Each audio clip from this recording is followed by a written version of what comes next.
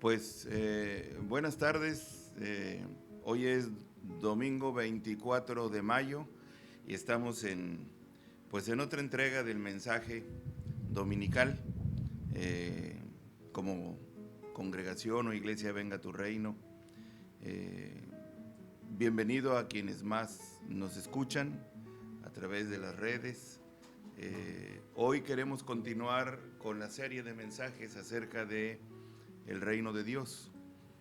Y hoy nos toca definir lo que significa y lo que es el reino de Dios.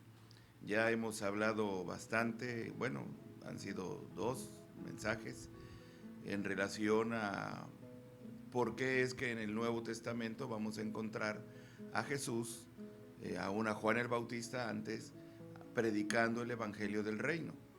Y Jesús define con toda certeza y contundencia, según lo registran los escritores de los Evangelios, que Él venía predicando el Evangelio del Reino, para eso había sido enviado.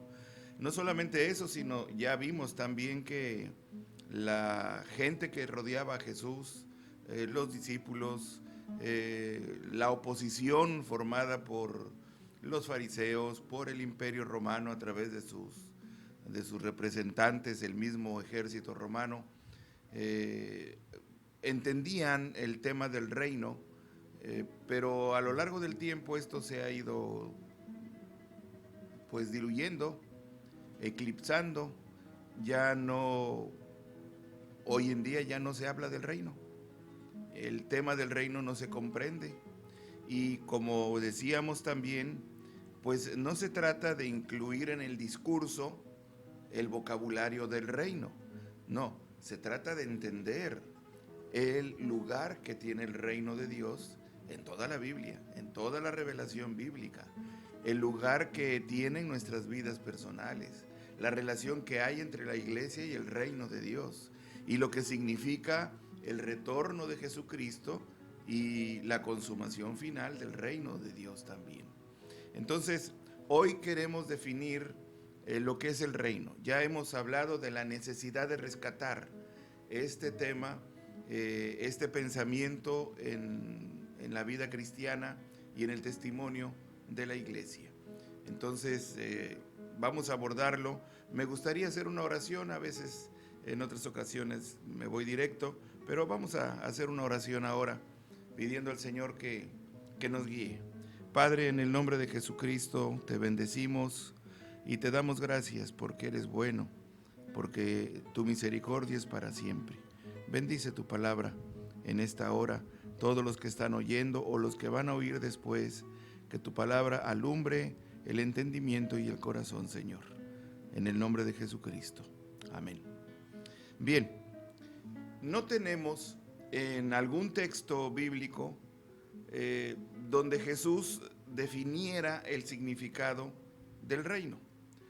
Siempre nos gustaría que hubiera algo mucho más definido, pero hay temas de la Biblia en donde no vamos a encontrar textos bíblicos que definen totalmente un concepto. El reino de Dios es uno de esos temas, y la razón en cierta manera es de peso, porque es toda la Biblia la que habla del reino de Dios. El reino de Dios es como un común denominador a través del cual necesitamos comprender todo el mensaje de la Biblia, tanto en el Antiguo Testamento anunciando la venida del Mesías y del reino de Dios, como en el Nuevo Testamento anunciando o proclamando que ese reino había llegado en la persona de Jesucristo. Entonces, aunque no tengamos un texto bíblico que defina el tema del reino, sí lo tenemos descrito por medio de muchos pasajes. Por ejemplo, Jesús habla de las parábolas del reino, de hecho así se conocen. Todas las parábolas de Jesús, el tema es el reino de Dios. Cuando se habla de las bienaventuranzas, que Mateo 5 al 8 registra completamente, estamos hablando de un común denominador, y es el reino de Dios. Tenemos suficiente información y enseñanza para comprender que el reino de Dios, y oído aquí, el reino de Dios no es un lugar, El reino de Dios no es un nuevo territorio, no es una comarca o un planeta en alguna galaxia lejana o en el universo o algo semejante. Permítanme dar una definición personal acerca del reino que a mí me ha satisfecho mucho y que traté de englobar todas las implicaciones del tema del reino. Escuchen bien, el reino de Dios es un nuevo orden de vida, un nuevo orden de vida que satura o que impregna todas las dimensiones del ser humano, de que Él la impregna. Ese nuevo orden de vida que satura todas las dimensiones del ser humano, ¿de qué? De la soberanía y el señorío de Jesucristo. De una manera radical, no con medias tintas, para iniciar un proceso liberador, sanador, restaurador y vivificador. Y ese proceso es un proceso que trasciende hasta la eternidad. Y ese proceso que mira hasta la eternidad nos envuelve en esta tierra, en tanto estamos aquí, en el tiempo presente, en un fuego santo de entrega y compromiso por su causa, a través de la proclamación de la soberanía y reinado universal de Jesús, a quien el Padre ha hecho Señor y Cristo para siempre. Lo repito, el reino de Dios es un nuevo orden de vida que impregna todas las dimensiones humanas de su soberanía y señorío de una manera radical para iniciar un proceso liberador, sanador, restaurador y vivificador que trasciende hasta la eternidad y que nos envuelve en un fuego santo de entrega y compromiso por su causa a través de la proclamación de la soberanía y reinado universal de Jesús, a quien el Padre lo ha hecho Señor y Cristo para siempre. Bueno, esta definición, analizándola, resume varios temas alrededor del reino de Dios. Algo que nos debe quedar claro, y lo vuelvo a repetir, es que no se trata de un territorio. El reino de Dios es la causa de Dios en el universo entero. La presencia de Cristo en el mundo significa la llegada del reino de Dios, porque Jesucristo encarna ese reino. La presencia entonces de Jesucristo trae la presencia del reino de Dios, o sea, trae su soberanía, trae su autoridad, trae su gobierno, de tal manera que cuando iniciamos una relación con el Señor Jesucristo, estamos iniciando una relación con su reino.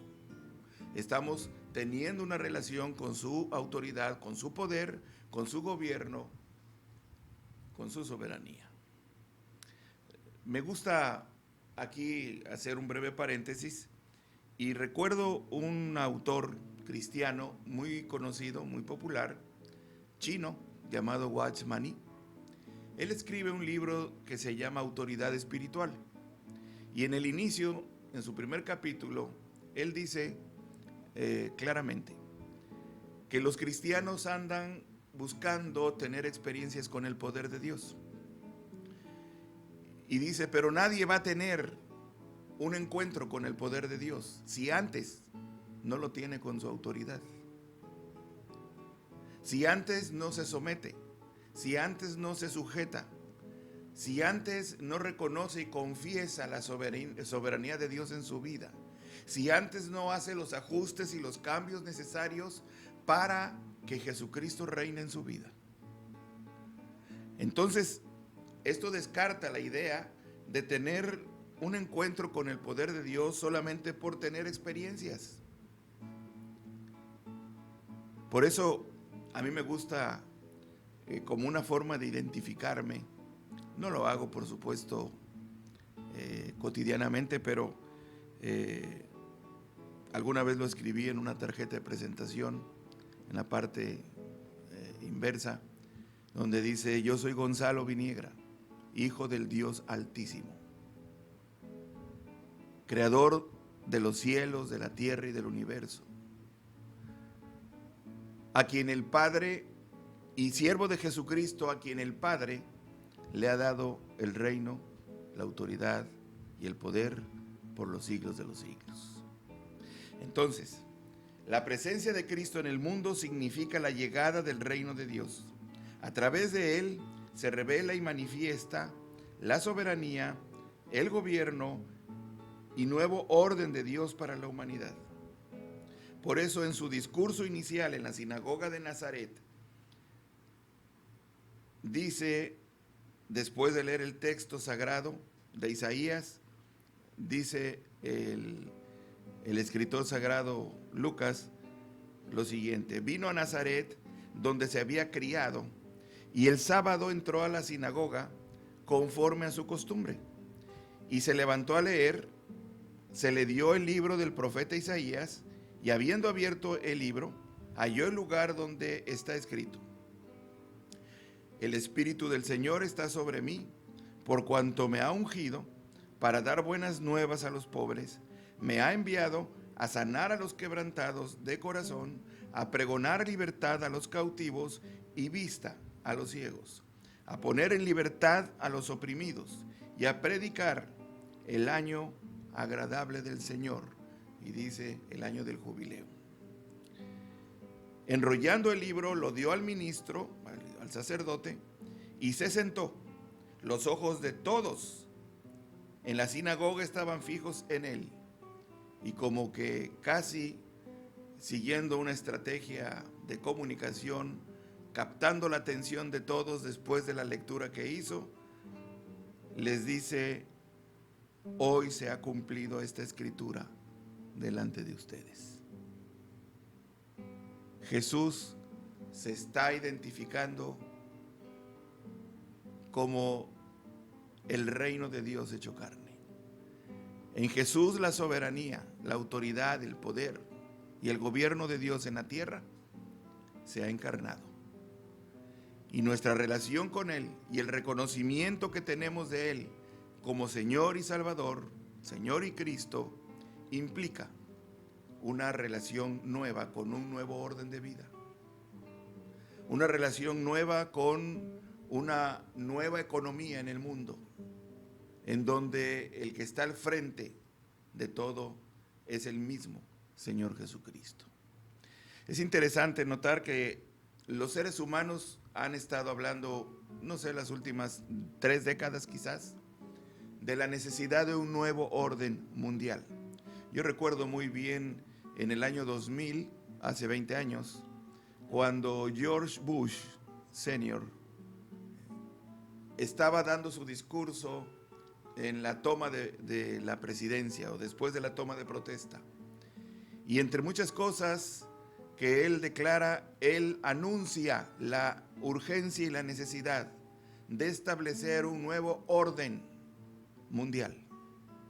Bueno, ese tipo de declaraciones, y ha habido muchas más antes y después, en realidad son un desafío total al propósito de Dios, porque lo que Dios ha venido a hacer en Cristo es restaurar el orden que Dios había establecido sobre este planeta, inicialmente a través de Adán y Eva. Y el propósito que Dios tenía al iniciar este linaje de Adán y Eva era tener comunión con todo linaje que se habría de multiplicar y reinar en justicia, en paz, en dignidad, en vida. Pero a partir del pecado, a partir de la caída, el mundo entero se ha visto envuelto en una vorágine de injusticias, de imperios que se levantan y caen, de la ley de la selva, la ley del más fuerte, que lo podemos ver hasta en los rincones más lejanos y oscuros del planeta. El nuevo orden mundial que la humanidad está anunciando, que está proclamando y está construyendo a través de ciertos líderes mundiales, que no son políticos, son familias muy adineradas, poseedoras de, diríamos, de los reinos de este mundo. Ellos han estado construyendo esto. No es más que una confrontación contra los planes de Dios, contra el propósito de Dios, contra la voluntad de Dios. Ahora bien, la iglesia de Jesucristo, al anunciar el evangelio de Jesucristo, al ser luz y sal en esta tierra, somos responsables de llevar este mensaje del reino, de proclamar la causa de Dios en el universo. No existe otra manera de que en este planeta haya justicia, de que en este mundo haya paz, de que en este mundo se respete la dignidad, la vida, si no es a través del reino que Jesucristo vino a establecer. No vamos a entrar ahora en algunos conceptos que son importantes, como el reino de Dios que ya ha venido, pero que todavía está por consumarse. Esto es un tema de discusión en círculos teológicos, algunos comentaristas, escritores, pero muy aceptados y de muchas décadas atrás, en donde el Señor Jesucristo ha venido trayendo la autoridad y el gobierno de Dios, pero aún falta todavía por consumar todo esto cuando el Señor Jesucristo regrese. Después de que el Señor Jesucristo declara en la sinagoga de Nazaret que Él venía encarnando ese reino, y ese reino de Dios tenía que ver con dar libertad a los cautivos, con pregonar libertad, con sanar a los quebrantados de corazón, con dar vista a los ciegos, con poner en libertad a los oprimidos y predicar el año agradable del Señor. Después de esto, más adelante, Juan el Bautista, estando en la cárcel, envía a 2 de sus discípulos a preguntarle si él era el Mesías o debían esperar a otro. Los discípulos de Juan van, buscan a Jesús y así literalmente le preguntan: ¿eres tú el Mesías? Y el Señor Jesucristo le contesta a los discípulos de Juan y les pide que vayan a decirle a Juan su respuesta. Y la respuesta es la siguiente: id y haced saber a Juan las cosas que oyen y las cosas que están viendo. Los ciegos ven, los cojos andan, los leprosos son limpiados, los sordos oyen, los muertos son resucitados, y a los pobres es anunciado el evangelio. Aquí, con esta declaración, el Señor Jesucristo está estableciendo un marco y una agenda para la iglesia. No vamos a abordar el tema de la agenda, pero definitivamente es un marco y una agenda para la iglesia, que solamente por poner un ejemplo, dice que los ciegos ven, los cojos andan, los leprosos son limpiados, etcétera. Al final dice: a los pobres es anunciado el evangelio. La manera de aplicar o de entender esto es que si una iglesia hoy en día no tiene interés en los más desprotegidos, socialmente hablando, económicamente hablando, está olvidando su compromiso con Cristo. El Señor Jesucristo siempre, y lo muestra su ministerio, su testimonio, el Señor Jesucristo siempre estuvo a favor y del lado de los pobres. Y una dura crítica a los ricos y a los poderosos. Así que, aunque esto pareciera establecer categorías sociales o ideológicas aún, sin embargo, la Biblia es la que lo dice, no lo estoy diciendo yo. Jesús está diciendo: a los pobres es anunciado el evangelio. Pero también está hablando de milagros y de sanidades. En la mentalidad judía, la venida del Mesías, que representaba la intervención de Dios en la historia a favor de su pueblo, a favor de Israel, para liberarlo, implicaba justamente prodigios y señales, milagros. Por ejemplo, se esperaba que Jesús sanara leprosos, porque el Mesías debería sanar leprosos. Una manera de reconocer al Mesías de Dios, el ungido de Dios, era que sanara leprosos. Se esperaba que resucitara muertos. Cuando Jesús sana leprosos, resucita muertos, hace otros prodigios y señales, lo está haciendo en función precisamente del cumplimiento de lo que el reino de Dios trae a la tierra. Hoy en día la iglesia ora por los enfermos y de Dios es sanarlos, no de nosotros. ¿Es que es la fe la que los sana? No, es Dios. Pero si pedimos con fe, bueno, por supuesto hay que pedir con fe, pero no depende de nosotros, no depende de nuestro fervor, depende de la voluntad soberana de Dios. Bueno, es que debemos hacer declaraciones positivas, tampoco. No somos de la nueva era. No se trata de que lo que decimos y cómo lo decimos y la actitud que tenemos, Dios está al servicio de nosotros. No es así. Pero ciertamente debemos tener interés por ayudar a los enfermos, a los pobres, a los desposeídos. Y tenemos que usar tanto recursos materiales como recursos espirituales. Interceder, orar, como extender la mano para restaurar, para rehabilitar a personas y a sectores sociales desposeídos. Lo que Jesús estaba diciendo a los discípulos de Juan y lo que ellos fueron a contarle es que el imperio de la enfermedad, de la opresión, de la injusticia y de la muerte había llegado a su fin. Y llegó a su fin con Jesucristo. Bueno, pero todavía nos enfermamos. Todavía en el mundo hay mucha aflicción, hay mucho sufrimiento. Sí, ciertamente.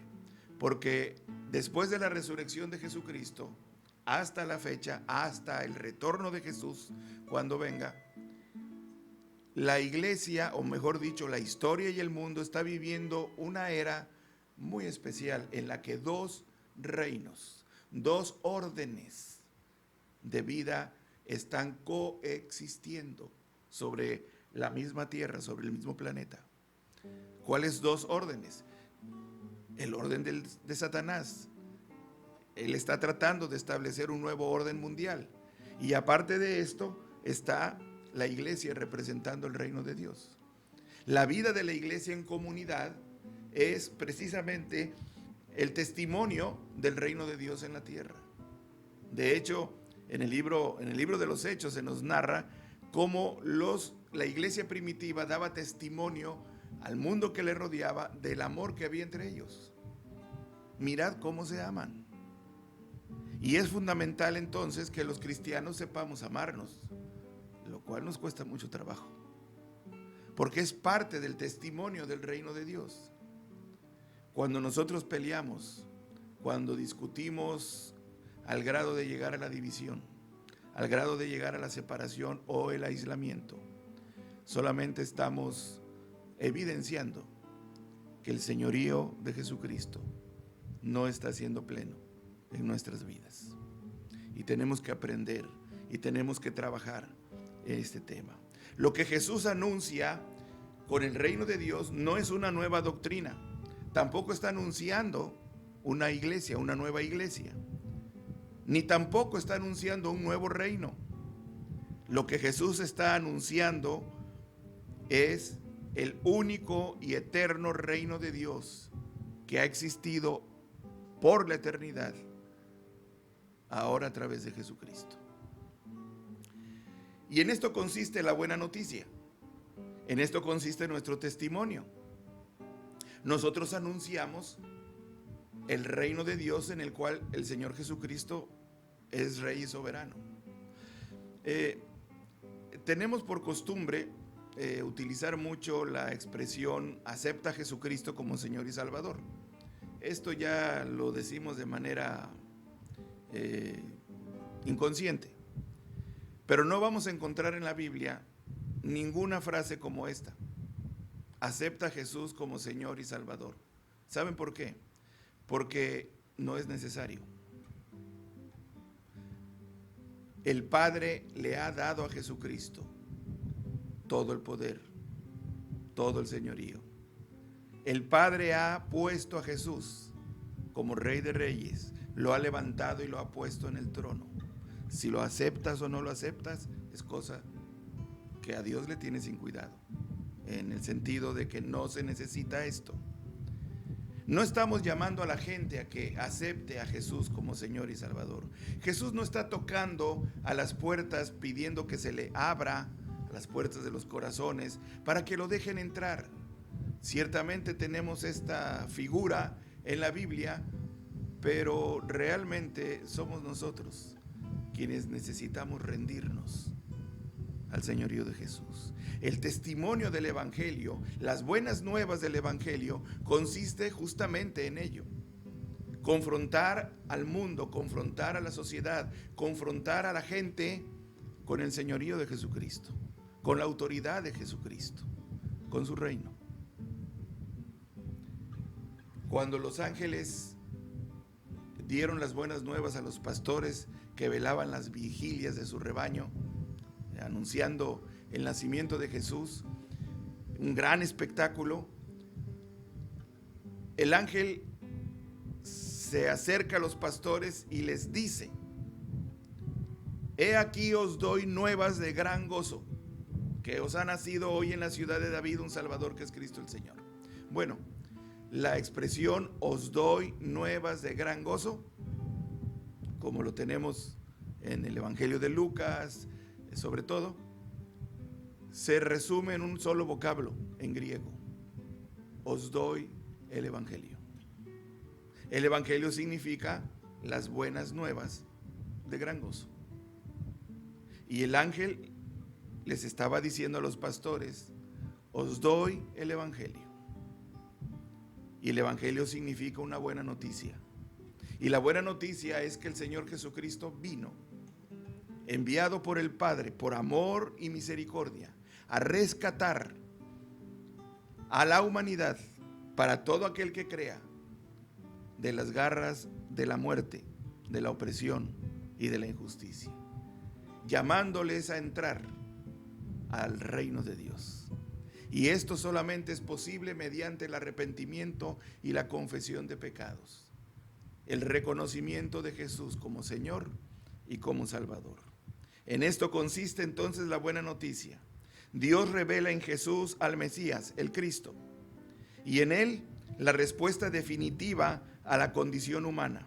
Aunque los judíos interpretaban el reino futuro en términos sobre todo políticos, sin embargo el reino que Jesús proclama es universal, preexistente, anunciado por los profetas del Antiguo Testamento, y ahora ese reino irrumpe en la historia de la humanidad en la persona de Jesucristo. Los profetas del Antiguo Testamento, sobre todo los que vivieron 8 siglos antes, porque podemos hablar de los profetas desde 1000 años antes de Cristo, pero durante 200, 300 años fue el ministerio profético en el Antiguo Testamento. Sobre todo los del siglo VIII estaban anunciando la venida o la intervención de Dios en la historia para liberar a su pueblo. Y esa intervención de Dios en la historia implicaba liberación, sanidad, restauración a la comunión con Dios, señorío de Jesucristo y, sobre todo, implicaba vida nueva, un nuevo orden establecido sobre la tierra. Jesucristo viene a hacer posible esta realidad. Sin embargo, sabemos que los mismos judíos que conocían bien y entendían bien todo esto, no lo quisieron reconocer, no lo entendieron, lo tuvieron enfrente y aún lo rechazaron. Nosotros, como Iglesia de Cristo, tenemos la responsabilidad de ser testigos del reino de Dios. A partir de nuestro testimonio, sometido, entregado, rendido a la autoridad de Jesucristo. Y la autoridad que emana de la palabra de Dios. porque la autoridad de Dios, sobre todo, se exhibe a través de su palabra.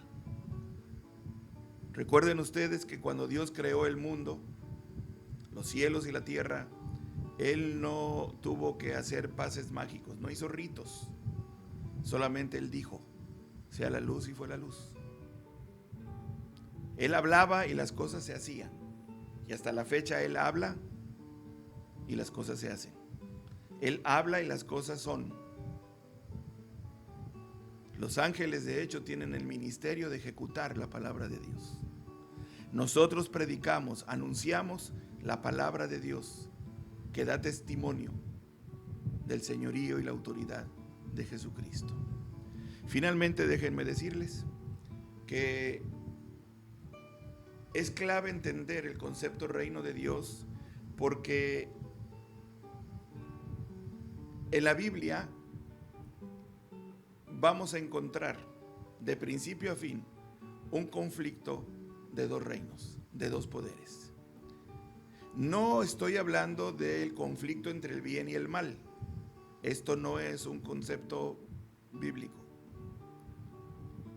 No son dos fuerzas iguales, como el yin y el yang, que está en la bandera coreana y que representa toda una filosofía. El bien y el mal. No es como las películas de Walt Disney, en donde, no sé si recuerdan a Goofy o a Pluto, que se le paraban dos angelitos, uno negro y uno blanco en cada oído, y uno le decía, el angelito blanco, que hiciera cosas buenas, y el angelito negro le inspiraba a hacer cosas malas. Y la lucha era a quién obedecer. Lamentablemente, este mismo concepto de un dualismo de dos fuerzas iguales se ha llevado aún a la lucha de la vida cristiana. No existe esto en el Nuevo Testamento. En el Nuevo Testamento lo que existe, y en toda la Biblia, es que solo hay una autoridad en el universo. Aún el mismo Satanás, quien sabemos es fuente de maldad, padre de mentira, fue un ser creado por Dios y está sujeto a los propósitos y a la autoridad de Dios, le guste o no le guste, y todo ser humano de igual manera. Entonces, Dios está en completa autoridad, Dios reina, Dios gobierna, lo sigue haciendo a pesar de que la maldad aparentemente florece, pero basta con entender que la historia va caminando conforme Dios la ha programado, va caminando hacia su final. Y debo decir que la historia no termina y entonces Jesucristo viene, sino que la historia va a terminar porque Jesucristo viene. Es decir, el retorno de Jesús es el que le va a poner punto final a esta historia de la humanidad, porque Jesucristo es principio y es fin de todas las cosas. Él es el alfa, Él es la omega. El conflicto de dos reinos, de dos poderes sobre la tierra, es lo que estamos enfrentando y estamos viviendo, solamente con la aclaración de que el reino de las tinieblas ya está vencido, ha sido derrotado. Solamente falta un enemigo dentro de esa lucha por vencer, se llama la muerte, pero fue derrotada por Jesucristo en la cruz del Calvario cuando se levanta victorioso de la tumba, y porque Él vive, nosotros viviremos. Nuestro destino es la vida eterna en Cristo Jesús, pero todo esto es resultado del conflicto, del choque de dos poderes, de dos reinos sobre la tierra, y los seres humanos o servimos al reino de Dios o servimos al reino de las tinieblas. Yo no sé tú a quién quieres servir, no sé a quién estás sirviendo, pero yo y mi casa serviremos al Señor. Amén. Que Dios te bendiga. Déjame hacerte una pregunta, tratando de aterrizar todo esto. Hay una serie de conceptos que te animo a que busques en la página de Facebook, en el muro de Facebook de Venga tu Reino. Ahí está el boletín donde está este sermón que estoy dando ahorita y comentando, ahí está. También lo subí en el grupo de WhatsApp, ahí todos tienen el boletín, tienen el mensaje escrito, con punto y comas. Léelo por favor para reforzar esto. Pero déjame hacerte una pregunta. ¿Qué lugar tiene el reino de Dios en tu vida? ¿Es un concepto o es una realidad? ¿Es una idea muy bonita o influye terminantemente en tu vida? Trata de responder a esto. ¿Eres siervo del reino o eres siervo de las tinieblas? Aunque tú confieses a Jesús como Señor y Salvador, te has preguntado que posiblemente estás sirviendo a los intereses del reino de las tinieblas. Quiero animarte a que contestes estas preguntas y quiero pedirles de favor que den sus respuestas por escrito, si les es posible. Es solamente una dinámica, es solamente buscando reforzar el aprendizaje. En nuestro grupo de WhatsApp, que contestes estas preguntas. Yo pienso esto, yo creo esto, o he entendido esto, y el lugar que tiene el reino de Dios en mi vida es de esta manera. Te invito a que participes en esta dinámica. Que Dios te guarde, que Dios te bendiga.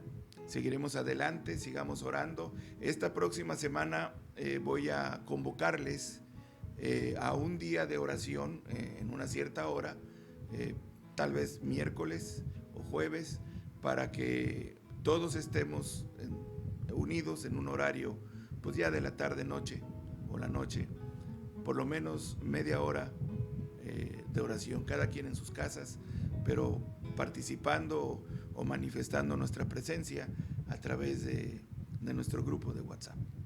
Sigamos orando por la obra del Señor, sigamos orando por la iglesia, oremos por los hermanos Loya. Ya supimos, falleció su hijo Toño, que nos lamentamos, nos dolemos con ellos, porque estuvimos con Toño, oramos por él, pero bueno, oremos por los hermanos, sus padres, necesitan apoyo en oración. Y oremos por los demás hermanos también. Les animo a hablarse por teléfono. ¿Cómo estás, hermano? Orar por el teléfono mutuamente. Es un buen ejercicio y es un buen recurso y no tenemos muchos, porque físicamente no podemos hacer gran cosa mientras exista todo este tema. Que Dios los bendiga. Gracias a Ricardo Lima por permitirnos aquí su estudio. Dios les guarde. Bendiciones.